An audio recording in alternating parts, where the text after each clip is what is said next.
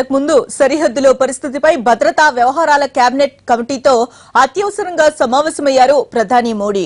Army chief, జాతీయ భద్రతా సలహాదారు అజిత్ దోవల్, డీజీఎంఓతో పాటు ఇతర రక్షణ శాఖ కార్యదర్శులు, విదేశీ వ్యవహారాల శాఖ ప్రతినిధులు ఈ భేటీకి హాజరయ్యారు.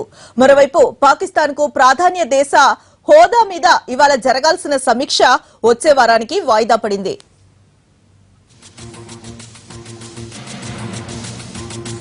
ఇండియన్ ఆర్మీ ఆకస్మిక దాడులతో పాక్ ప్రభుత్వంలో టెన్షన్ మొదలైంది. పాక్ ఆర్మీ చీఫ్, రక్షణ మంత్రితో పాటు త్రివిధ దళాధిపతులతో అత్యవసర సమావేశం ఏర్పాటు చేశారు ఆ దేశ ప్రధాని నవాజ్ షరీఫ్. వాయుసేనను సిద్ధంగా ఉండాలని ఆదేశించారు. అవసరమైతే ఎటువంటి పరిణామాలకైనా సిద్ధంగా ఉండాలని సేనలకు సూచించారు.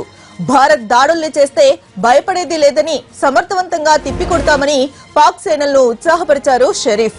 అయితే భారత్ దాడులపై పొంతన లేకుండా స్పందిస్తోంది పాక్. అసలు దాడులే జరగలేదని ఒకసారి, ఇద్దరు సైనికులు చనిపోయారని మరోసారి, దాడుల్ని ఖండిస్తున్నామని మరోసారి, ఇలా మాటకు మాటకు పొంతన లేకుండా మాట్లాడుతోంది పాక్ ప్రభుత్వం.